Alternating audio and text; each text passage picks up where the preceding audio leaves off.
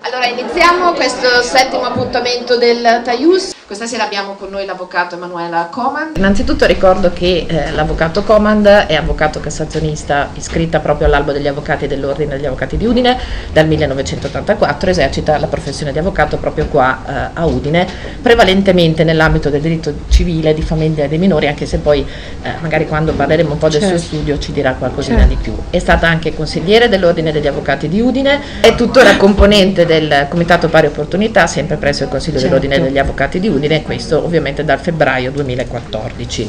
È laureata naturalmente in giurisprudenza, però presso l'Università degli Studi di Trieste. Tra l'altro ho visto una tesi non in diritto di famiglia ma in diritto commerciale. Sì, poi sulle fiduciarie. Poi ci ha frequentato il corso di formazione per la famiglia e i minori organizzato dall'Associazione Italiana degli Avvocati del Diritto di Famiglia del Friuli Venezia Giulia Udine, proprio dal 2000 al 2003. Ha frequentato il corso di perfezionamento e di specializzazione per mediatori specializzati civili nel 2011 a Roma. Ha frequentato il primo corso di diritto collaborativo a Lucca nel 2012, questo corso è organizzato proprio dall'Associazione Italiana Avvocati di Diritto Collaborativo. Nel 1995 ha costituito la prima sezione proprio dell'AIAF, cioè dell'Associazione Italiana degli Avvocati per la Famiglia di Minori del Friuli Venezia Giulia, associazione che si è costituita a Roma nel 1993 e ne è stata anche presidente dal 1995 al marzo 2003. Ovviamente in qualità proprio di presidente dell'AIAF del Friuli Venezia Giulia ha organizzato tutta una serie di corsi di formazione, anche tutta una serie molto vasta di eventi che non ripercorriamo nel dettaglio proprio perché sono tantissimi. Poi ha collaborato proprio con la Commissione per le pari opportunità del Comune di Udine in relazione al progetto L'età delle donne, paesaggi, occupandosi della normativa relativa alla procreazione medicalmente assistita, questo accadeva nel 2000-2001. Ha collaborato con i servizi sociali del Comune di Udine proprio all'esecuzione del progetto Legge 285 del 97, servizi in rete mediazione familiare per l'anno sperimentale del 2000. Sempre nel 2000 ha collaborato con l'ambito socio-assistenziale del Comune di Codroipo, quindi provincia di Udine, organizzando incontri di formazione sull'affido familiare e ha veramente fatto tantissime cose. Dopodiché è stata eletta nel 2007 presidente dell'Osservatorio Nazionale sul Diritto di Famiglia della sezione di Udine. E peraltro è anche responsabile regionale dell'Osservatorio Nazionale sul Diritto di Famiglia della Regione Friuli Venezia Giulia.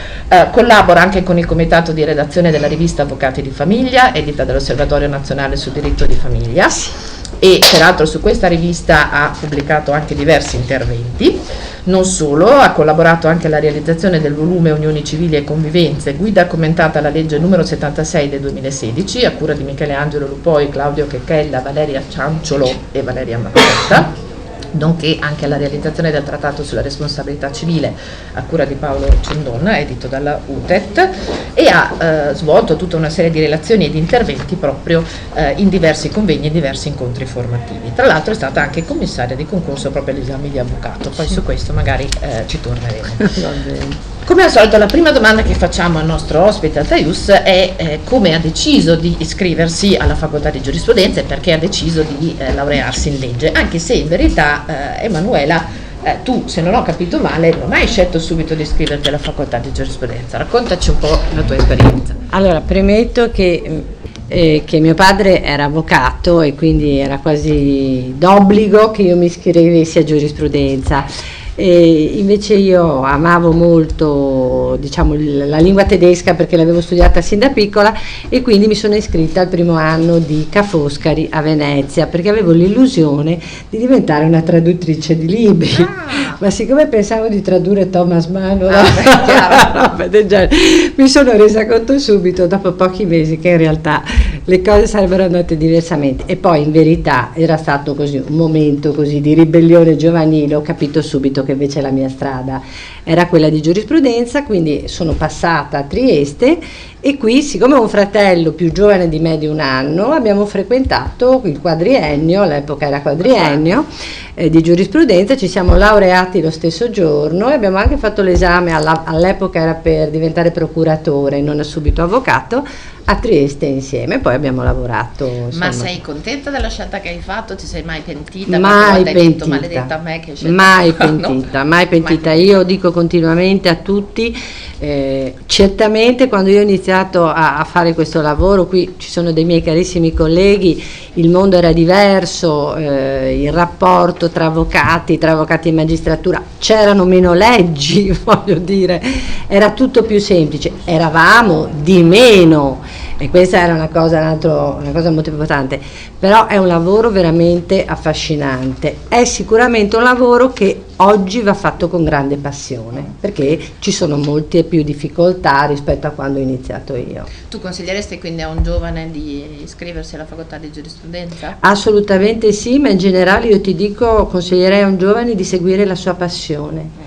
Cioè, quando sento dire non iscriverti a lettere, non iscriverti qua, non iscriverti là, no, iscrivetevi alla facoltà in cui pensate di poter avere più soddisfazione a livello personale. Sicuramente giurisprudenza è un'ottima facoltà, secondo me, anche perché ti apre tantissime strade. Io ho scelto di fare l'avvocato, ma si possono fare tantissime cose, addirittura lavorare nelle aziende. Ormai, insomma, non ci sono i limiti o i canali ristretti che c'erano una volta. Certo, visto che abbiamo ricordato che sei stata commissaria agli esami di avvocato, quali sono le lacune che hai riscontrato nella formazione proprio dei candidati? Allora, io l'ho fatto nel 2007-2008. Quindi ancora... E sapete che c'è l'abbinamento, ero con la Corte d'Appello di Messina, quindi io ho corretto, diciamo, i compiti della Corte d'Appello di Messina. Maria, che è la mia collega, l'hai fatto qualche anno, 2 volte, eccetera. Allora, guarda, innanzitutto è un'esperienza interessantissima, perché mi sono resa conto di una cosa, che i ragazzi mediamente, perché poi noi li abbiamo sentiti all'orale, chiaramente i nostri ragazzi, certo, insomma friulani o comunque quelli che erano iscritti alle università anche di Udine e di Trieste, erano molto preparati per quanto riguardava l'università. Cioè, secondo me la preparazione che la facoltà di giurisprudenza gli forniva era decisamente buona. Dove noi correggendo i compiti abbiamo trovato alcune lacune era proprio nella redazione, e quindi penso che non sia colpa della facoltà, ma che sia forse colpa delle scuole, diciamo dalle elementari alle medie. Però diciamo la massa buona assolutamente, e almeno un 10-15% di grande eccellenza, cioè quando erano bravi erano decisamente più bravi di quanto eravamo noi 30 anni prima, 20 anni prima, quindi insomma è stata una bella esperienza. Torniamo a te, tu hai già ricordato che vieni da una famiglia in buona sostanza di giuristi, tuo padre era avvocato, lo ricordiamo, Lino Coman, tra l'altro è stato uno dei presidenti proprio del Consorzio Friulano dell'Università di Udine. Ci tengo sempre a ricordarlo. Ed è perché... anche uno dei pochi che ha conseguito la toga d'oro. Sì, perché per avere la toga d'oro bisogna aver esercitato la professione ininterrottamente per 50 anni, no? Quindi non sono molti, no, gli avvocati, io non credo che ci arriverò, ma sai, una volta era normale, no, svolgere la professione fino a 80 anni, forse adesso le cose sono un po' diverse, insomma. Poi hai 3 sorelle, un fratello, anche lui che fa l'avvocato. Fratello avvocato che lavora con me, fa il penalista, e quindi insomma sì, oltretutto ho anche 2 cognati avvocati, per cui siamo sei circondata. Una famiglia circondata da avvocati. Senti, ma com'è lavorare con i propri familiari? Com'è stato lavorare con tuo padre? Com'è lavorare adesso con tuo fratello? Allora guarda, io so che in generale ci sono molte difficoltà, io sono stata molto fortunata. Ho avuto un padre straordinario che fin dal primo momento in cui sono entrata in studio mi ha veramente insegnato tutto quello che poteva insegnarmi, pur trattandoci peggio degli altri praticanti, certo, no? Severi, per cui io mi ricordo che per anni non esisteva terminare di lavorare il venerdì, si andava il sabato, mattina, certo, pomeriggio, certe volte la domenica. Quindi diciamo un maestro straordinario che mi ha trasmesso, oltre a diciamo quella che doveva essere la preparazione di base, anche una grande passione. Qual è il più grande insegnamento che ti ha trasmesso tuo padre? Guarda, mio padre diceva sempre: condanna il peccato e non il peccatore, e in definitiva anche dopo tanti anni io mi rendo conto che un avvocato deve avere ben chiara questa cosa, perché se tu non hai comunque empatia, sia che uno faccia penale, sia che uno faccia civile, con la persona che si affida a te, a me non è mai piaciuto molto il termine cliente, devo dire la verità, vedo una parte, una persona che ha bisogno di un aiuto e quindi è chiaro che gli avvocati devono avere ben chiaro la legge. Io poi faccio parte di quella generazione che ha giurato davanti al tribunale, adesso si giura davanti al Consiglio dell'Ordine. Comunque il concetto è sempre lo stesso, noi dobbiamo rispettare la legge. È chiaro che nell'applicazione poi interviene il nostro supporto, la nostra creatività, la nostra interpretazione che deve essere applicata al caso concreto, ma è fondamentale distinguere le due cose. Tu hai iniziato a fare l'avvocato nel 1984, giusto? Sì, in realtà nell'82, perché anche noi avevamo 2 anni di pratica e nell'84 ho fatto l'esame. Sì. Come è cambiato il ruolo proprio della professionista donna? Hai notato un cambiamento? È più facile adesso per le donne fare la professione allora, di avvocato guarda, rispetto a quando hai iniziato? Quando io mi sono iscritta, a Udine c'erano 250 avvocati, tra uomini e donne. Ti sto parlando come praticante io mi sono laureata nell'81, quindi subito dopo mi sono iscritta. E c'erano pochissime donne, adesso io non mi ricordo la percentuale, ma insomma io ricordo di quelle che lavoravano effettivamente una trentina, una ventina, non di più. Adesso mi sembra che siamo arrivati quasi al 60% di donne, quindi il ruolo è decisamente cambiato. Le difficoltà, allora guarda, sinceramente coi giudici io non ho mai trovato difficoltà, cioè nel momento in cui loro capivano che comunque tu eri, diciamo, preparata, diciamo diligente, non ho mai trovato un giudice che mi abbia contrastato. Inizialmente forse le maggiori difficoltà i colleghi, ma penso che questo si sia verificato in qualunque altra, diciamo, certo, professione. Però devo anche dirti che era sempre l'impatto iniziale, quando poi si capiva e vedevano dietro di te non la ragazza che magari era giovane, eccetera, eccetera, ma la professionista, le cose cambiavano immediatamente, insomma. Senti, il vostro studio, se non ho capito male, dà molta importanza alla formazione proprio dei giovani. In che cosa questo si traduce in concreto, questo impegno a formare i giovani?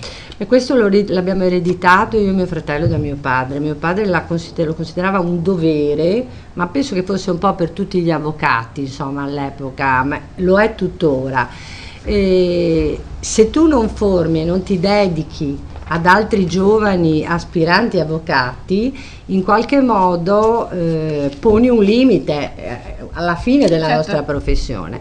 Quindi è importantissimo perché devi seguirli dal punto di vista della preparazione. Ti faccio un esempio, io dal primo giorno che entrano in studio gli do atti da fare e dico sempre sbagliate, non ha importanza, ma incominciate. E però nello stesso tempo il rapporto umano deve essere importante, capire anche le loro esigenze. Ci sono quelli che lo vengono a fare così per tentare, allora devi cercare anche di capire quelli che poi realmente hanno la passione e dargli anche un consiglio dal punto di vista, diciamo, umano da questo punto di vista. E poi anche io ci tengo, come tutti noi colleghi, molto alla deontologia, perché è la base di un buon esercizio della nostra professione, e quindi non solamente saper scrivere bene un bell'atto, studiare un bel caso, ma sapere anche come ti devi rapportare con la parte, con i giudici, quello che puoi fare, quello che non puoi fare. Sono cambiati i praticanti, immagino, nel corso degli anni. Tantissimi, tieni conto che io non riesco neanche più a ricordarmi quanti, perché la media all'inizio erano 4-5 alla volta, adesso devo dire che sono un po' diminuiti, adesso io non so le statistiche, però io vedo meno richieste, però 2-3 alla volta li abbiamo sempre, insomma, anche perché è un problema di rispetto, nel senso che ogni praticante deve avere la sua scrivania, il computer, spazio, cioè certo, ormai ci sono anche delle esigenze diverse da quando ho iniziato io. E nel loro modo di approcciarsi alla professione sono cambiati? Questa è una domanda molto difficile che mi fai, perché allora vorrei dire una cosa, io ho 3 figli e forse sono un po' diciamo influenzata da questo. io sento spessissimo non parlare male dei giovani, ma dire ma in fondo si rassegnano, non hanno coraggio, non hanno voglia. Diciamo la verità, quando io ho cominciato era molto più semplice, cioè tu ti laureavi e la strada in qualche modo, se avevi voglia di lavorare, di applicarti, eccetera, era abbastanza spianata, sia per un numero ridotto, sia per un mondo anche diverso, no? Meno leggi, meno complicazioni, eccetera. I ragazzi che io vedo adesso, li vedo alle volte molto desiderosi di imparare, molto dubbiosi di quello che sarà il loro futuro. Ecco, forse anche un po' spaventati. Molto spaventati, e quindi io dico sempre a loro le cose che poi dico ai miei figli: vi piace una cosa, buttatevici, non ha importanza, se valete in qualche modo. Ecco, l'unico consiglio che io mi sento di dare, una volta uno diceva faccio penale, faccio civile, eccetera. Adesso forse è più importante cercare di capire anche delle materie ancora più specifiche nelle quali specializzarsi. Ecco, secondo me, insomma, se posso dare un consiglio è questo. Arrivando proprio alle specializzazioni, tu hai iniziato dal 1990 a occuparti di diritto di famiglia. Perché hai scelto proprio il diritto di famiglia? Allora, non so, una volta abbiamo fatto un incontro con Francesco all'università e io ho raccontato questo. Come sono entrata in studio, no? E ho detto a mio padre: senti, era appena passata, era l'81, era appena passata, insomma, era qualche anno, 75, la riforma del diritto di famiglia, non mi ghettizzare a fare diritto di famiglia, perché un po' c'era già la mentalità, le donne fanno il diritto di famiglia. No, e lui ha detto: no, fai quello che vuoi. Allora, premetto che io ho sempre amato moltissimo il civile. Ho fatto anche un po' di penale all'inizio, però insomma la mia materia era il civile. Dopo qualche mese, sai, cominci a trattare qualche pratica, qualche separazione, si faceva allora, pochissimi divorzi, eccetera, qualche cosa al tribunale per i minorenni, di adozioni, roba di questo genere. Io ho capito che quella era la mia passione. Perché? Perché coniugava il diritto. E da subito mi sono accorta che ci sarebbe stata un grande sviluppo negli anni futuri, e il diritto, ma nel contempo il rapporto umano e l'idea che io avevo della famiglia, dei rapporti tra genitori, figli, tra conviventi. Una volta erano solo marito e moglie, adesso fortunatamente possiamo dire anche conviventi. E la cosa che mi interessava di più era in qualche modo salvare le relazioni umane. Quindi anche se come avvocato ho il dovere, ho l'onere di difendere una parte, il familiarista deve comunque avere davanti a sé come scopo principale cercare in tutti, ma non dico di trovare l'accordo, perché anche questa, se abbiamo occasione, non è sempre una cosa positiva, ma salvare i rapporti umani. Ma com'è allora che hai fatto una tesi in diritto commerciale sulla legittimazione e titolarità nell'intestazione di azioni a favore di società fiduciarie? Mio fratello si è laureato in fallimentari e commerciali, e addirittura io ho fatto un corso poi subito dopo la laurea con la Santi in diritto del lavoro. Poi mi piaceva. Mi piace tuttora, voglio dire, se avessi 20 anni di meno e più energie mi piacerebbe fare, adesso non sarebbe possibile insomma riprendere, ma mi piaceva molto. Forse un motivo che unisce le due materie, sono due materie molto connesse alla società e ai movimenti, all'evoluzione della società, secondo me. Forse è stato anche quello, non lo so. Nel 1990 abbiamo detto hai iniziato a occuparti di diritto di famiglia, già nel 1992 insieme anche diciamo così all'avvocato Gianfranco Dosi avete fondato a Roma l'Associazione Italiana per la Famiglia e per i Minori. Perché questa scelta? Allora guarda, questa scelta è nata da un'iniziativa di Gianfranco Dosi, che io considero veramente un antesignano del diritto di famiglia.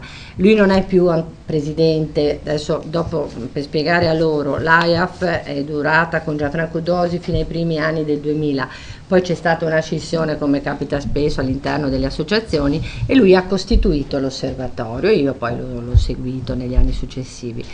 E niente, lui inviò in realtà una specie di circolare, no, agli ordini degli avvocati e disse: guardate, io voglio costituire un'associazione familiarista e quindi vi invito a Roma, e ci invitò in un hotel. Io ero giovane, non avevo grandi impegni, dice: ma dai papà, ci vado, sono 3 giorni, no, passo a Roma 3 giorni.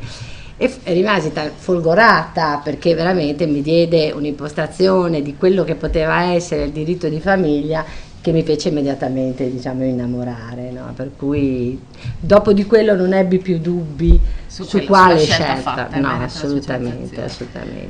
Poi però ricordavi che nel 2000 Franco Dosi è uscito proprio dall'AIAF e ha costituito l'Osservatorio Nazionale sul Diritto di Famiglia, e tu l'hai seguito. L'ho seguito. Puoi illustrarci un po' l'Osservatorio Nazionale sul Diritto di Famiglia, anche che cosa fa, come opera, anche per gli studenti che magari ne hanno sentito parlare? Allora, innanzitutto vorrei dire una cosa: queste associazioni familiariste, tenete presente che l'AIAF e l'Osservatorio sono tra le associazioni che poi sono state riconosciute dal CNF come maggiormente rappresentative o anche associazioni specialistiche.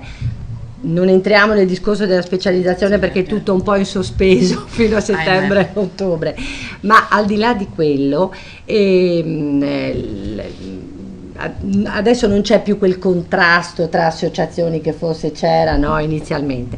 Comunque, al di là del fatto appunto che noi uscimmo dall'AIAF e costituimmo poi l'osservatorio, dell'osservatorio rispetto ad altre associazioni mi piacque il fatto che inizialmente impostò il rapporto tra le varie sezioni, mentre per esempio con l'AIAF c'era un riferimento regionale, e qui Dosi disse: no, radichiamo una sezione su ogni tribunale.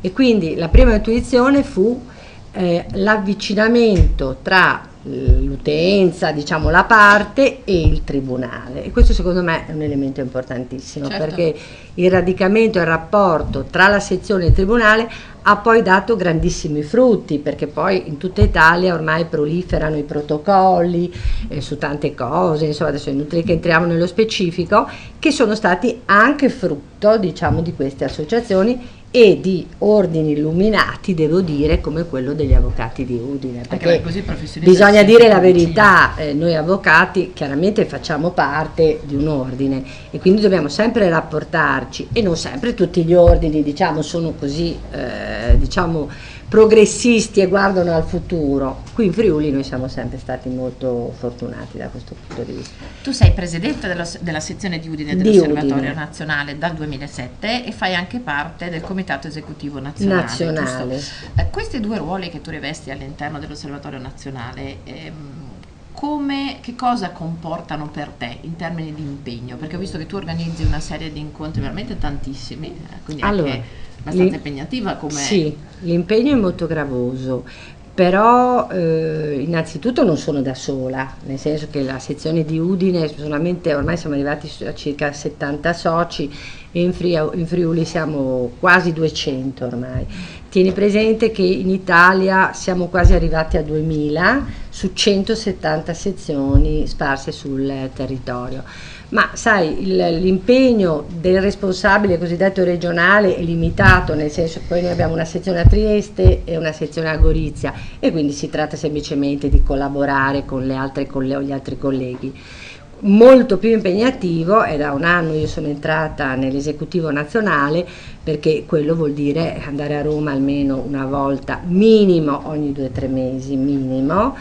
Però è di grande soddisfazione, perché lì abbiamo anche un rapporto più diretto col Consiglio Nazionale Forense. All'interno del Consiglio Nazionale Forense è stata costituita la Commissione Famiglia, e quindi insomma è sicuramente molto stimolante. E i temi che sono oggetto delle varie conferenze, dei vari incontri che voi organizzate, vengono scelti insieme agli associati? Di solito noi facciamo, allora tieni presente che la formazione poi è diventata obbligatoria da qualche anno, no? E noi, ribadisco, non è che per dirlo, ma è la verità, con l'Ordine degli Avvocati di Udine partecipiamo al tavolo della formazione assieme ad altre associazioni. Quindi all'inizio, diciamo, dell'anno si fa un programma, si propone un programma. Dopo noi abbiamo sempre ampia libertà di proporre un evento, di chiedere il patrocinio, però diciamo che all'inizio forse gli eventi erano così un po' a sentore, no? La sentenza interessante, una legge nuova, eccetera. Adesso cerchiamo di essere più organici anche, diciamo, nel proporre, diciamo, gli eventi, e cerchiamo di riempire tutti gli spazi che riteniamo utili, diciamo. Quindi facendo una programmazione a monte, che diventa una programmazione annuale. Sì, assolutamente. Abbiamo detto che ti occupi di diritto di famiglia dal 1990. Ovviamente dal 1990 a oggi il diritto di famiglia è cambiato, esploso moltissimo. Quali sono secondo te i cambiamenti più significativi che sono intervenuti in questo arco di tempo e come hanno inciso proprio sulla tua professione di avvocato? Allora guarda, io ricordo sempre questa cosa. All'inizio della professione mi occupai abbastanza, diciamo, del Tribunale per i minorenni, che è sempre stato un luogo non molto amato dagli avvocati, proprio perché ci sono, diciamo, delle regole un po' meno stringenti rispetto al tribunale ordinario. Ma quando io iniziai a lavorarci negli anni, diciamo, 85, 86, 87, veramente la figura dell'avvocato faceva una grande fatica ad essere presa in considerazione, perché c'era l'idea inizialmente correttissima, che l'interesse del minore dovesse essere superiore a qualsiasi altra considerazione. Quindi si partiva dal presupposto che regole ci dovevano essere, ma dovevano essere non talmente rigide come in un normale giudizio di cognizione, da inibire in qualche modo il giudizio, diciamo, su quello che doveva essere l'interesse del minore. Dopodiché ci sono stati una miriade di leggi innovativi dall'inizio della mia professione. Ne possiamo citare tantissime, diciamo, la legge del 2001, che secondo me resta molto importante, la 149, perché ha un po' invertito il principio. Era già molto importante la legge sull'adozione del 1984, ma la legge del 2001 ha inserito innanzitutto una figura importantissima, l'avvocato del minore, il curatore per il minore, e quindi ha cominciato a considerare il minore parte soggettiva di un processo. E in secondo luogo ha invertito i termini. Una volta si dava un bambino a dei genitori che avevano bisogno di adottare un minore, cioè non era scritto esplicitamente, ma questa era la ratio. Qui invece si è ribaltato, è il diritto del minore ad avere. Non solo, ma è stato chiarito che il distacco dalla famiglia d'origine deve essere assolutamente l'estrema ratio. Ecco, perché ci sono stati degli anni anche molto difficili, diciamo dal 90 al 2000. Io adesso non ho le statistiche, ma tu vedi proprio una curva delle dichiarazioni dello stato di adottabilità che sono schizzate dal 90 al 2000, perché forse eravamo entrati in una mentalità sbagliata, e cioè avevamo l'idea della casa mulino bianco. Certo. Al bambino, se il genitore è povero, dobbiamo dare una famiglia un po' più ricca, se i genitori non hanno, diciamo, strumenti culturali adeguati, eccetera. E questo ha raddrizzato questa mentalità, perché insomma il legame biologico comunque, diciamo, va considerato. Certo. E un'altra legge che secondo me ha cambiato moltissimo la mia professione, ma penso di tutti gli avvocati, è quella che ha introdotto l'affidamento condiviso. Certo. Perché noi siamo figli dell'affidamento esclusivo, sì. Cioè c'era una separazione, un divorzio, con chi sta, col papà o con la mamma, dopodiché in realtà l'altro genitore, parliamoci chiaro, era un po' tagliato fuori. Aver introdotto il principio di bigenitorialità, che adesso sembra una cosa ovvia per tutti, no? Nessuno dice ma cosa, ma è stato veramente un cambiamento culturale, anche grazie, devo dire, c'è stata molto critica, i padri separati, però in realtà insomma i padri separati hanno anche molto lavorato per questo. E poi una delle recentissime, conosciute da tutti, sulle unioni civili e sulle convivenze, che hanno sicuramente, diciamo, aperto la strada a dei diritti che sono stati frustrati veramente per tanti anni in Italia. Ma secondo te queste novità normative sono al passo con i tempi? Cioè recepiscono correttamente quello che è il mutare proprio anche del sentire da parte della collettività? Sai che me lo domando sempre, cioè mi domando sempre, la legge arriva prima alle volte delle istanze sociali o sono le istanze sociali che anticipano le leggi? Allora, generalmente è la legge che segue, no? Istanze e mutamenti sociali. Qualche volta le leggi anticipano, qualche volta, ma secondo me abbastanza raramente, ecco. L'unica cosa, per esempio, che a cui mi fai pensare è per esempio quella del 2004 sulla fecondazione eterologa, perché lì c'era stato un grande proliferare di sentenze e anche di decisioni contrastanti e lì per esempio le decisioni dei giudici erano molto più avanti di quello che poi è stata la realizzazione, tant'è che questa legge è stata poi massacrata dalla Corte Costituzionale, ormai è rimasto pochissimo di quella legge. E forse c'è ancora molta diffidenza da parte delle coppie. Sì, molta diffidenza. Però è veramente una domanda a cui non saprei dare una risposta netta, ecco, non saprei dartela. Separazione e divorzio. È cambiato il modo in cui vengono affrontati?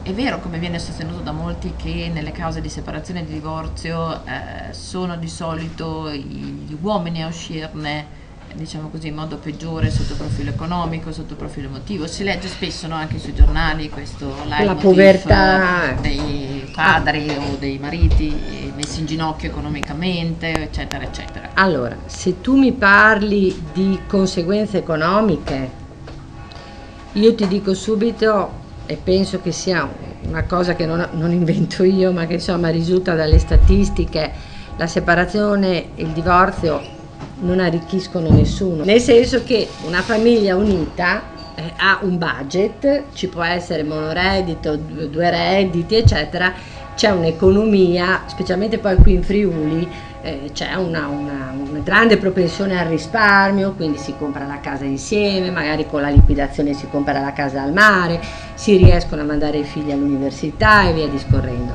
Mi pare che il Friuli sia una delle regioni in cui c'è il più alto tasso di risparmio, adesso non vorrei dire una cosa, ma anni fa era così, no? Sicuramente quindi c'è un impoverimento e il problema qual è? Che siccome la maggioranza dei collocamenti, perché è vero che è stato inserito l'affidamento condiviso, ma poi come sempre troviamo tutti un escamotage per diciamo mettere in pratica, certo. Perché un conto è la norma, no? Che certo, dice un conto è dire poi questi ragazzini dove vivono, no? E quindi da questo punto di vista secondo me la legge dice che la casa, per esempio, anche se di proprietà del padre o della madre, va ai figli che convivono con il genitore, chiamato così collocatario prevalente, e quindi è indubbio che questo possa impoverire il coniuge onerato, perché perde la casa, deve prendere una casa in affitto, deve pagare un assegno per i figli, una parte o tutto, e se l'altro coniuge non lavora, ad esempio una casalinga o comunque ha un reddito minimo, deve contribuire quindi a quello. Quindi è vero, però da poco è stato istituito un fondo di solidarietà e quindi quello che diceva, che da anni noi come associazioni diciamo, l'articolo 31 della Costituzione che dice che comunque lo Stato ha il dovere di eliminare gli ostacoli economici, no? Certo. Per l'espletamento e per l'esercizio dei propri diritti, finalmente comincia forse ad essere più avvertito anche a livello statale. Qui poi noi in regione, anche il comune di Udine, c'è la carta famiglia, ci sono degli aiuti, però la verità nuda e cruda è che è veramente molto difficile anche per noi avvocati cercare sempre di trovare un equilibrio. Sì. E del cosiddetto divorzio breve che cosa pensi? Penso che fosse una cosa inevitabile, ormai in tutta l'Europa esiste addirittura il divorzio immediato, noi siamo uno dei pochi stati in cui c'è la propedeutica della separazione. Io trovo però che siano due istituti completamente diversi. Quindi la separazione vuol dire le persone che non vanno più d'accordo e che vanno davanti al giudice o adesso davanti agli avvocati o davanti all'ufficiale di stato civile, perché poi abbiamo una miriade ormai di strumenti alternativi, e ti dicono semplicemente non vogliamo più vivere insieme, non vogliamo più, diciamo, rispettare l'obbligo della fedeltà e via discorrendo, ma restano coniugati. Cioè, se uno dei due coniugi viene a mancare, l'altro eredita, a meno che appunto non gli sia stata addebitata la separazione. Il divorzio interrompe lo stato di coniuge e quindi estingue completamente lo stato. Quindi è vero che ci sono 6 mesi o un anno tra la separazione, ma io devo dire, e le statistiche credo mi diano ragione, non c'è mai stato, non so se adesso inizierà, una esatta corrispondenza tra numero di separazioni e divorzi, che vuol dire che molte persone restano separate a vita, no? Certo. E a me piace molto, lo ricordo sempre, il sistema inglese, perché in Inghilterra, anziché mettere tutti questi, tu non puoi separarti se non dopo un anno dal matrimonio, cioè invertono. Per separarti devi aver almeno dato, diciamo, la prova che ci hai provato. Certo. Non so se poi sia corretto o meno, ma non la trovo una cosa completamente sbagliata, no? Ecco, poi dopo dipende naturalmente dalle situazioni, se ci sono situazioni di nullità, di violenza, per l'amor del cielo, ma in generale, no, potrebbe essere. Ma tu hai notato, visto che ti occupi tanto di diritto di famiglia, un cambiamento anche nell'atteggiamento di coloro che si avvicinano alla separazione o al divorzio, Sì. una maggiore leggerezza nell'affrontare Ma è questi tutta un'altra passaggi? cosa. Ma ti ripeto, qui ho i miei colleghi, allora arrivano le persone, allora la separazione, parliamoci chiaro, è una grande, porta con sé grandi sofferenze, specialmente quando ci sono figli, tant'è che io quando, diciamo, cerco di parlare con le persone che si affidano a me, non cerco di nascondere che da un certo punto di vista la separazione è un fallimento, chiarendo che un fallimento può capitare decine di volte nella vita, non per il matrimonio. Gli errori li facciamo tutti, cioè non è che perché uno fallisce in una cosa, no, che Certo. si deve fustigare. No, sono d'accordo. No, ecco. Però è importante questo, per esempio, nei rapporti con i figli. Cioè, quello che io posso dirti che nonostante tutto, o io poi non voglio entrare nella mia famiglia perché se no mia figlia mi pesta, Ma dopo ci entriamo per no, dirla un pochino. Io sono un prototipo di famiglia allargata felice. Però dico sempre, lo dico anche a loro, io non invidio niente a nessuno. La possibilità di essere riusciti a gestire un matrimonio con figli degli stessi coniugi, secondo me è una grandissima ricchezza, perché nonostante tu gestisca al meglio l'interruzione di un rapporto matrimoniale, comunque nei figli provochi una ferita, che poi si può rimarginare, può essere per certi versi, per alcuni anche un elemento positivo, per altri negativo, però è sempre una ferita, insomma, ecco. Può essere anche comunque un momento di crescita. No, ma io non voglio dire che sia la fine, no? Certo. Però non Sicuramente minimizziamo, che, no, no? Consideriamo che è Cambiamento. comunque un momento di sofferenza e quindi diamoci un aiuto come coniugi, no? Ad Certo. uscire da questo. Recuperiamo quanto prima possibile il rapporto civile con l'altro coniuge. Certo. E come genitori. Quello Perché lo se a volte diciamo. ci sono anche coppie che restano, diciamo così, tali pur non mantenendo un rapporto civile all'interno della coppia. Mamma quindi a mia, volte le mamma separazioni mia. servono anche come Certo, ma è un discorso molto complesso. In questo, per esempio, la mia associazione, la nostra associazione come altre, ha da subito capito che l'interdisciplinarietà è fondamentale. Quindi il rapporto con lo psicologo, con lo psicoterapeuta, con il mediatore, cioè l'avvocato non deve aver paura Di affidarsi. fare un passo indietro e dire fin qui arrivo io, da qui in poi avete bisogno di un aiuto ulteriore. Poi possono tornare da te, Certo. ma devono essere consapevoli sì, della scelta che consapevoli, fanno. certo. Qual è il caso che ti ha coinvolto maggiormente? Immagino più di uno, quindi se vuoi condividere con noi qualche... Guarda, uno, perché mi viene quasi da ridere, il primo divorzio che io feci nel 91 e dopo 6 mesi mi chiamò la signora e mi dice: sa avvocato, ci siamo risposati. Oh, addirittura! Allora questo mi è stato di grande insegnamento, perché mi ha fatto capire. allora ero molto giovane, non mi ero forse rapportata a loro nella maniera più corretta e via discorrendo, però questo mi ha fatto capire che non sempre la legge può ratificare o disciplinare i rapporti umani, comunque i rapporti umani sfuggiranno sempre a delle etichette, no? E questo mi è molto servito, tant'è che quando qualcuno viene per separarsi io dico sempre ci rifletta bene.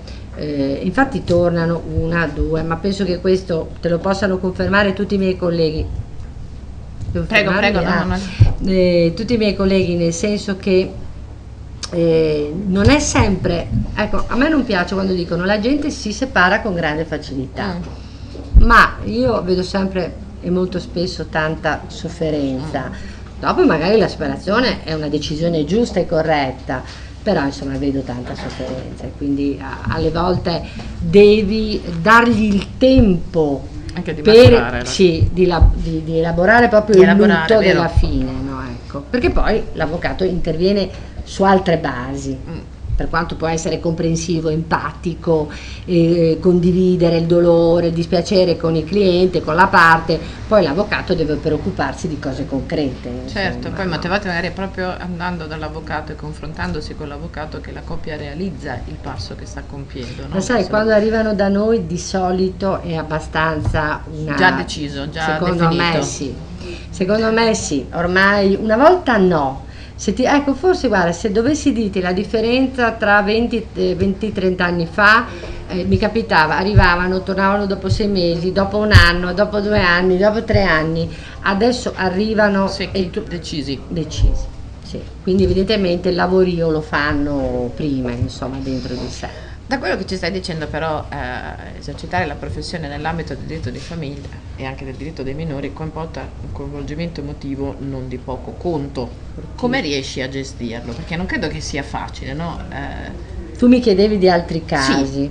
Allora, devo dirti che i casi, almeno per quanto riguarda me, più tristi, più difficili da affrontare sono sempre quelli in cui i figli, in una coppia fortemente conflittuale, adesso è anche di competenza del tribunale ordinario, una volta era solo di competenza del tribunale minorenni, vengono per esempio sottratti alla famiglia e inseriti in qualche comunità ed è sempre per me uno dei momenti più difficili e dolorosi, perché devi affrontare il dolore dei genitori, che possono anche essere effettivamente inadatti in quel momento, incapaci, eccetera. Però io in questo, devo dire la verità, faccio sempre fatica a non identificarmi e non entrare in empatia con loro. E molte volte hai la sofferenza dei ragazzi che non capiscono questo trasferimento e la privazione delle figure genitoriali. E quindi sicuramente queste sono le questioni più dolorose. No, se devo darti una risposta io non ci riesco ancora, ma credo che questa sia una ricchezza degli avvocati, cioè l'avvocato è vero e ce lo insegnano sin dall'inizio. Noi dobbiamo mantenere, lo prevede addirittura il nostro codice di deontologia, noi dobbiamo mantenere un certo distacco. Perché?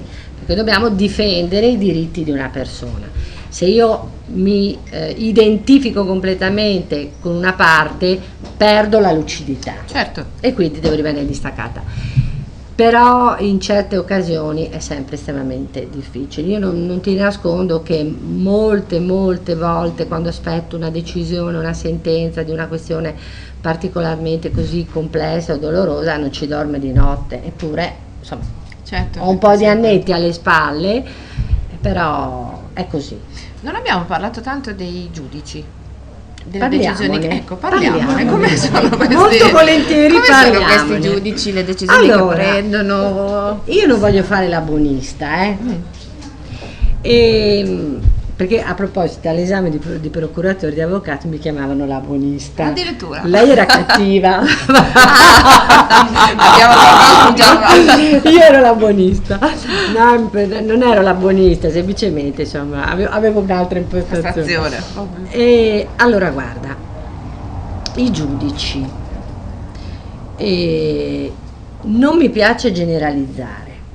Ci sono ottimi avvocati. Certo. avvocati meno buoni, avvocati pessimi, ci sono ottimi giudici, giudici meno buoni, poi non dico pessimi perché se dopo magari mi arriva qualcosa, un'ombrellata perché suo fratello è un giudice. Addirittura abbiamo per quelle a tutte, lei no. Però allora io ti parlo di quello che è la mia esperienza in regione, compresa la Corte d'Appello, insomma, il Tribunale di Pordenone di Gorizia.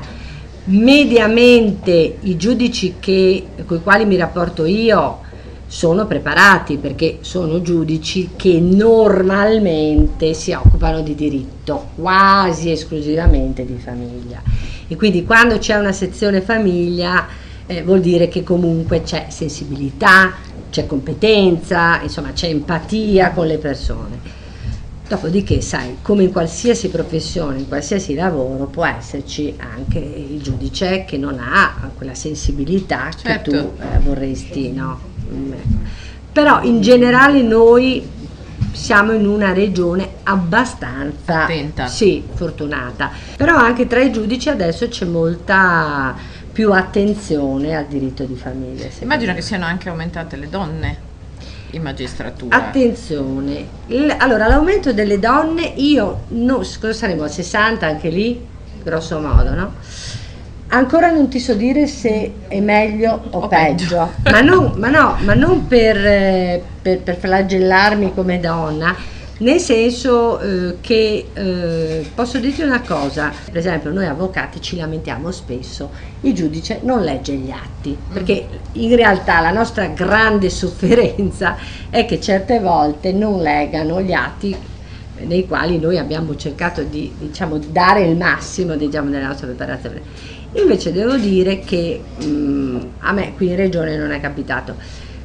Posso dirti che sinceramente, per quello che riguarda la mia personale esperienza, grandissime differenze tra giudici donne non ne hai notate? No, però io faccio civile, nel penale non ne ho la più pallida idea, penso che magari siano le cose diverse, non te lo so dire.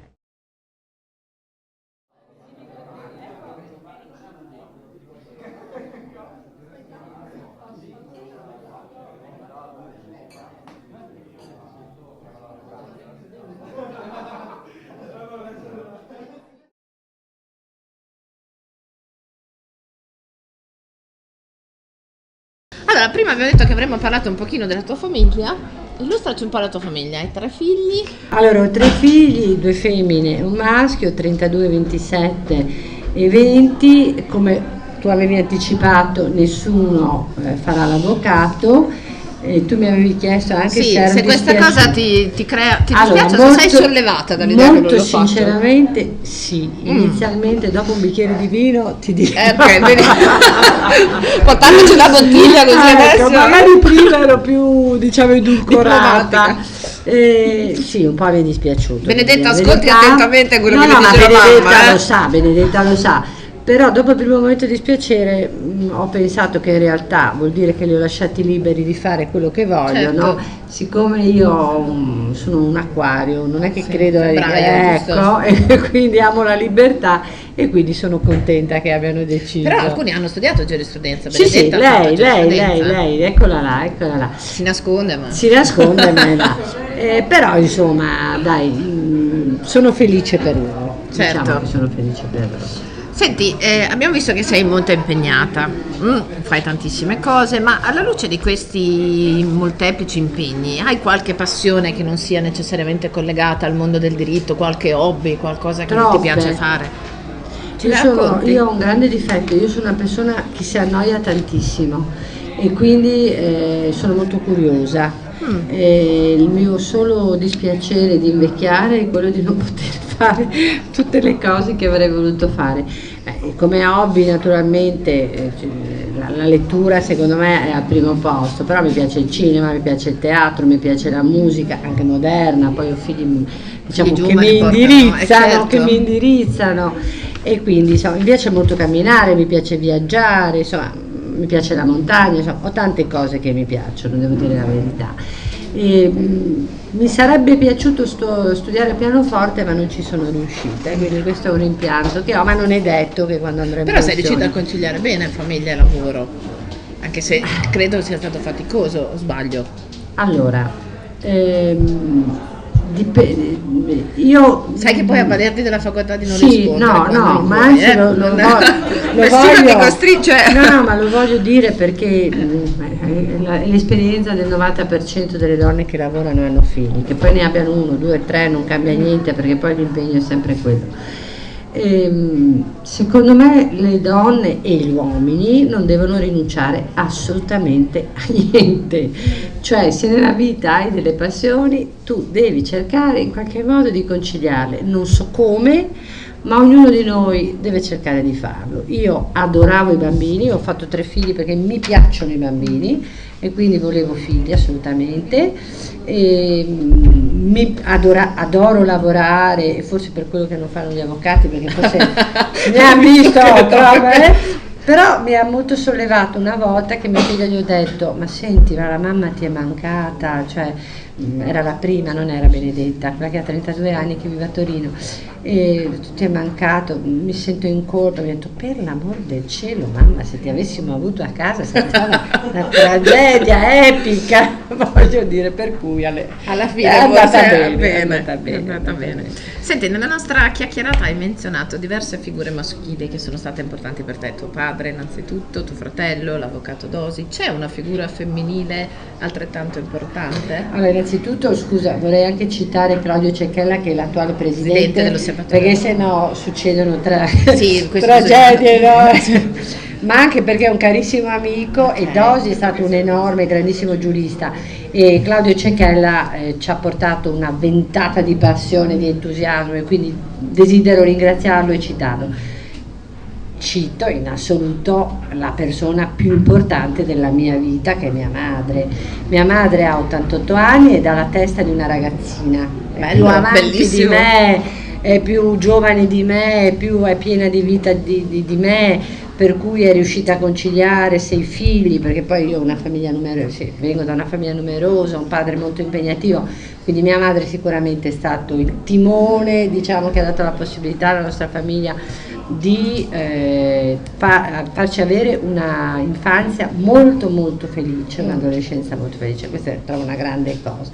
E poi ho tantissime amiche, e io trovo che l'amicizia, specialmente con le donne, sia molto molto costruttiva. Anche con gli uomini, devo dire la verità, invecchiando sto molto apprezzando anche l'amicizia con gli uomini, ma con le donne io mi trovo veramente bene. Ho tante amiche sia dall'infanzia, poi conosciute dopo, e quindi insomma ho un bel tour gruppo di donne, oltre 3 figli fantastici che mi danno un grande entusiasmo, insomma, devo dire la verità. Immagino. Allora, adesso dobbiamo passare invece da una parte un po' più a sorpresa per te, sai, Dai. alla fine facciamo un gioco, ti facciamo delle domande. Possono una sorta rispondere? Sì, ma sono domande buone, non sono stata cattiva, sono delle botte a risposta, per cui iniziamo un pochino a torturarti. Puoi bere se vuoi. Prima No, ok, guarda, basta. perché se no dico perché la di verità solito ed facilita. è una cosa grave. Ok, allora il tratto principale del tuo carattere, alcune si ripetono ovviamente rispetto ai precedenti Taius. L'indipendenza, assolutamente, e il desiderio di autosufficienza. I miei figli dicono anche: quando la mamma è da sola è felice. Non preoccupati che la mamma è da sola, perché felice, mi basta un libro, un po' di musica e io sono felice. E la curiosità, credo, la curiosità proprio. Io veramente potessi vivere 3 vite e vedere e sapere tutto, cioè proprio mi stimola da morire, qualunque cosa nuova. Questa per me è per esempio un'esperienza bellissima, insomma, per cui mi entusiasma. È uscito un accento mezzo bolognese dalle mie parti, ma io va bene, ci sta. La qualità che preferisci in un uomo?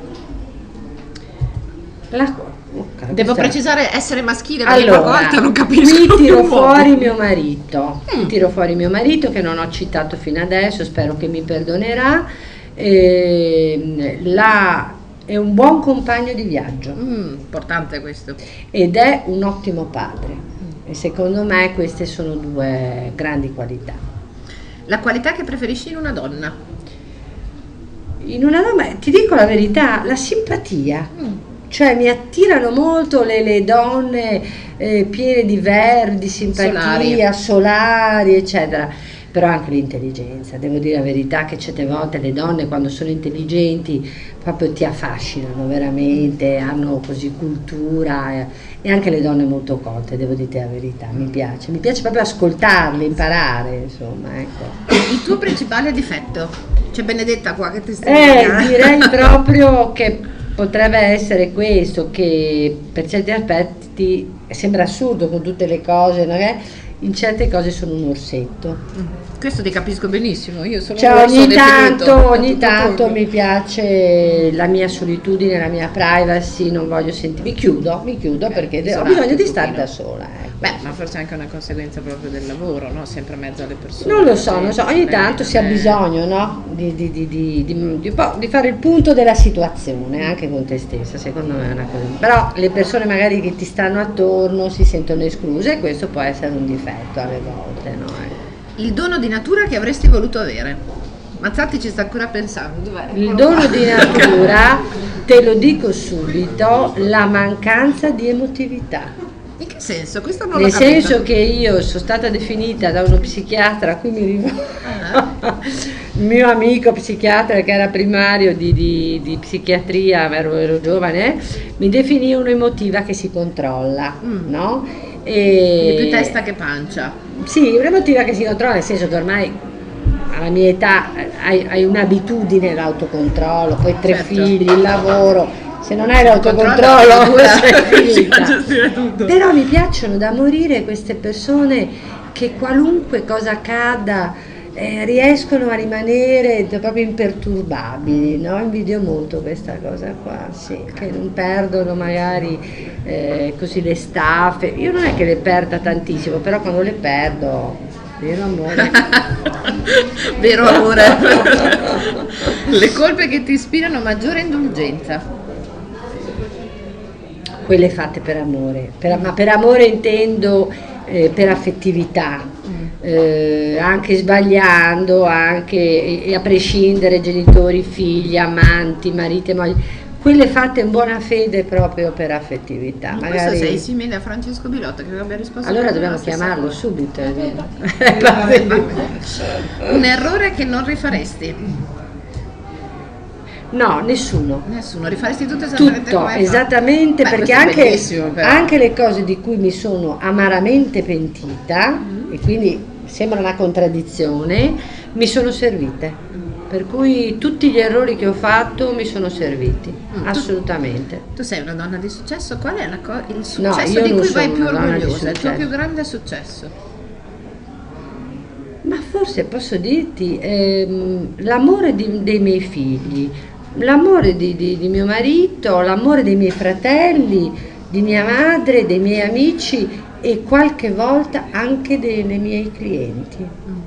Io ho un fascicoletto, adesso svelo una cosa, loro ridono sempre, che si chiama Tiriamoci su, perché il nostro lavoro, Maria lo sa, con grandi delusioni e grandi amarezze, perché magari tu lavori e poi prendi di quelle batoste che vai a casa piegata in 2 e non sempre ovviamente le persone capiscono che tu hai fatto tutto il possibile e non sei riuscita.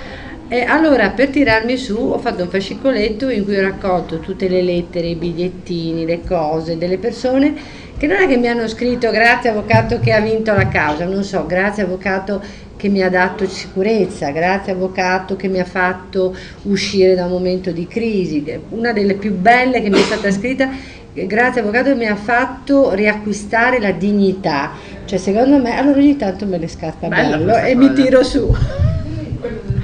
Perché qua tu lo sai quante batoste ci prendiamo, no? Per cui ho detto basta, adesso io mi metto via le cose che mi gratificano. Beh, mi sembra un'ottima cosa. Sì, guarda. Senti, il tuo libro preferito? Allora, adesso ti faccio ridere, il primo libro che ho letto a 6 anni si chiamava Pattini d'argento, non penso neanche che esista più, esiste. Io ce l'ho, la mia copia di quando ero bambina. Esiste, io non so perché era talmente tanti anni fa. Io non lo so, ecco. in vendita, vado a Poi Io ce l'ho. mia madre era un'accanita lettrice, quindi ci comprava un libro al giorno, a me e mio fratello d'estate, perché noi ne faceva, e c'era, non so se era Salani, la collana Salani, era una famosa collana di questi libretti per ragazzini. E nell'età adulta io sono stata una divoratrice della letteratura russa e francese, me la sono letta tutta sotto i 20 anni. Devo però dirti che ho riletto tempo fa Guerra e Pace e sono arrivata a pagina 20. Quindi non so se sono cambiata io o cosa te. Il libro in assoluto che forse rimane nel mio cuore è però un libro che non ha niente a che fare forse con i romanzi, anche se mi piacciono molto. È Legami di sangue, legami d'amore di Vera Slepoi, un libro abbastanza vecchio che scrisse proprio su questo discorso del valore del rapporto biologico, certo, ma anche del valore dei legami d'amore. Già cominciava a parlare delle famiglie allargate, dei patrini, delle matrine, tutte queste figure qua. E quindi per me è stato abbastanza uno spartiacque, insomma. Il tuo piatto preferito? Riso. Il riso? Qualunque forma di riso, dalla milanese, qualunque cosa, il riso, devo dire il riso. Okay. Una cosa che non hai ancora fatto e che vorresti fare? Io sono 3 cose che vorrei saper fare. Imparare bene l'inglese, perché ho un blocco mentale, ma mi hanno spiegato che alcune persone, l'ho sempre studiato e adesso sto studiando lo spagnolo perché ogni volta mi sento frustrata, allora studio un'altra lingua. Il tedesco me la cavo e quindi il mio sogno è veramente parlare fluently inglese. E andare a cavallo non ci riuscirò mai perché a me insomma l'età è passata, e suonare il piano. Sono questi i miei grandi desideri. Che cosa ti annoia? La noia, cioè il non far niente, il non aver niente da fare, che non vuol dire non stare da sola a riflettere, ma buttare via le giornate, cioè quella è una cosa che non sopporto. E poi devo confessarlo, le faccende domestiche. Queste proprio non ci piacciono. No, okay, lo faccio, se devo farlo, ma scusatemi, non mi piace. Senti, vai a cena con un inglese, un tedesco o un francese? Assolutamente con un tedesco. Brava, io adesso la stessa cosa. E il tuo attore preferito? Uno che trovi allora il mio attore preferito resta Robert De Niro, no? Okay. Dei giovani Ryan Gosling, quello che ha fatto recentemente, piacciono anche a me i giovani, no? La bellezza non è però insomma il mio mito della giovinezza così è Robert De Niro. Robert De Niro. Il musicista moderno preferito, qualcosa che ti hanno fatto conoscere i figli, che ascolti? Allora guarda, il mio musicista preferito, scusate, è Tiziano Ferro, e io devo confessarlo, perfetto, è la mia passione. Io poi quando loro erano piccoli seguivo anche tutti i come si dice, le band, aiutami Benedetta, i gruppi, no, i complessi. Però insomma in realtà io sono più sul classico pop, però per esempio mi piace morire Fedez, cioè mi sono comprata il CD di Fedez e J-Ax perché mi piace da morire, però confesso che mi piace molto la musica tutta, no? E ho allevato mio figlio che ha 20 anni, che conosce a memoria tutte le canzoni di Ornella Vanoni e Gino Paoli. Perché quando aveva 4-5 anni glielo facevo sentire di continuo in auto, anche i miei genitori in auto, e però mi ringrazia di conoscere per carità, anche queste cose. Senti, il tuo primo ricordo, la prima cosa che ricordi? Sì, avevo 2-3 anni, un gatto che mi attraversa, che mi passa davanti e mi fa inciampare. Proprio un flash di questo genere. 3 anni. 3 anni. Sì, La domanda successiva sarebbe stata: animali domestici, cane o gatto? Allora, adesso dopo questo primo ricordo. Sono una canina, nel senso che ho avuto tanti bassotti, noi di famiglia siamo famiglia di bassotti, purtroppo è mancata un anno fa la nostra e adesso sta arrivando un altro cucciolo di un altro cane, ma insomma siamo una famiglia di canini, insomma, sì, di cani. Comunque cani. Di cani. L'ultima volta che hai pianto? Ma io non piango spesso, devo dirti la verità, piango abbastanza raramente. Piango molto guardando i film d'amore. Quando mi devo Qual è il film d'amore sfogare. che ti ha fatto piangere di più? Ah, beh, la mia Africa. Ah, beh, Io l'avrò guardato 20 volte. Però non hai citato Robert Redford tra gli uomini. Tra gli attori. Ti arriva anche quello, Anche ecco, insomma, no? Quello l'ho visto un sacco di volte. Ok, e la tua paura più grande? La malattia delle persone che amo. Non la è- tua, quella no. degli altri. La morte non mi fa paura, scusate se dico una roba del genere, forse vi spavento. Beh, ammazzati è andata peggio, gli abbiamo chiesto come avrebbe voluto morire, una cosa del genere. No, la morte non mi fa paura anche perché ragiono in maniera abbastanza razionale, se c'è qualcosa dall'altra parte non credo di andare all'inferno, magari al purgatorio. Non so, Purgatorio. Paradiso no, ci si annoia un po'. forse, Paradiso no, no. non credo di meritarlo, ma insomma l'inferno proprio non penso, perché non credo di aver mai fatto del male volontariamente, magari l'ho fatto ma non volontariamente. Scusami, la malattia stavamo parlando. E la malattia delle persone che amo, questo sì. Questo ti spaventa. Sì, dei miei figli, di mia, insomma, quello, perché non è tanto il non esserci più, ma è il dolore delle persone che ti sono vicine. Allora la mia me la gestisco, me la controllo, quelli delle persone vicine a me no. La cosa più importante che ti hanno insegnato i tuoi figli, un aspetto su cui ti hanno fatto riflettere. I figli, io dico sempre, premetto che per me l'istinto materno si può esplicare in tanti modi, non faccio una distinzione tra donne che hanno o non hanno figli, perché una può esprimere l'istinto materno in tante modalità. Però i miei figli mi hanno insegnato una cosa importantissima, io ero abbastanza una persona molto controllata, credo di essere stata anche una brava figlia, sempre studiosa, insomma sono stata una buona figlia, insomma, non ho mai dato grossi problemi ai miei genitori e quindi un po', e questo loro lo sanno, un'eccessiva mania di controllo, che peraltro viene anche dalla mia professione, perché noi siamo abituati a dover sempre dare sicurezza e risposta. È vero. E questo un pochino ti condiziona nella vita, no? Perché non chiedi mai, ma ti abitui a dare risposte, no? E loro mi hanno insegnato che non tutto si può controllare.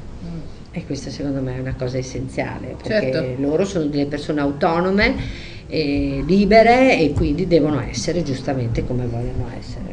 Abbiamo le ultime due, dopo vediamo se c'è qualche domanda. Il tuo più grande dubbio? Hai un dubbio? Qualcosa in merito alla quale non hai ancora deciso Sì. se è bianco o nero? Sì, se tutto quello, adesso mi prendete per pazza, se tutto quello che stiamo vivendo è reale o siamo dentro Un sogno. un sogno. Ci penso spessissimo, ma ci penso per esempio quando mi è mai capitato di andare in aereo, no? Allora io non ho paura di andare in aereo, Io ci sì, vado odio tantissimo, volare. non mi fa nessuna paura, però ogni tanto ci penso, no? Tutti noi pensiamo che la nostra vita sia unica, in realtà noi siamo delle formiche, perché se ci vediamo dall'alto non siamo niente, ogni anno in tutto il mondo muoiono tantissime persone per i più svariati motivi, quindi siamo sempre egocentrati, no? Quindi noi e il mondo fuori. E certe volte mi dico, ma in fondo la mia vita, cioè, è una dei miliardi di vite, no? E quindi non è che magari qui stiamo sbagliando tutto, che noi siamo così concentrati su noi stessi e invece in realtà siamo in una bolla, in un sogno, eccetera, eccetera. È una cosa così che ogni tanto mi viene in Però è mente. angosciante come dubbio. No, assolutamente, perché scusami, se è tutto vero, benissimo, io me la sono non lo è, goduta c'è alla un'altra grande. possibilità, dici? Se non c'è, me la Ci c'è svegliamo, abbiamo un'altra possibilità. un'altra perché possibilità. Beh, non è male. Non è, no. Senti, vacanze al mare o in montagna? Allora, io sono Tanto stata vacanze, sì. una... sì, di solito Benedetta ha sì. già fatto così con la testa, Sì. non vorrei dire. Io sono stata una grande marinara perché grande passione di barche, mio marito appunto era un grande marinaio, eccetera, eccetera. Adesso invece collina Collina. e lago, Ah, bello. collina e lago, però insomma tutto il mondo in generale. Ultima domanda, il tuo motto, se ce l'hai? Ne hai già ricordato uno prima? Sì, di tuo papà, sono in grado di rispondere a qualunque domanda. Bellissimo. Questa è venuta fuori il giorno della mia maturità, ero piena di FIFA, ero terrorizzata, a un certo punto mi sono guardata allo specchio e ho detto autoconvincimento. Premetto che un'altra mia passione è la psicanalisi, quindi avevo letto qualche libretto, insomma, di Freud, e ho cominciato a dire sono in grado di rispondere a qualsiasi domanda, è il mio karma, È il tuo karma. mi dà sicurezza, mi dà certezza, e quindi anche questo succede nelle cause, nelle cose difficili della vita, Certo, ai Taius. ai Taius, insomma, per cui è così. Ringraziamo tantissimo Grazie a voi. è stato veramente un piacere avervi raggiunto, un divertimento. Grazie, e volevo fare un complimento a Silvia perché veramente questa è una bellissima iniziativa, io l'ho un po' fatta girare anche alle altre sezioni dell'osservatorio in Italia, e devo dire che ci hanno fatto tutti i complimenti perché hanno detto che unire la cultura del territorio, che comunque la cultura giuridica, è veramente un'idea straordinaria, quindi ti copieranno. Ok, perfetto, va benissimo. Grazie mille a tutti.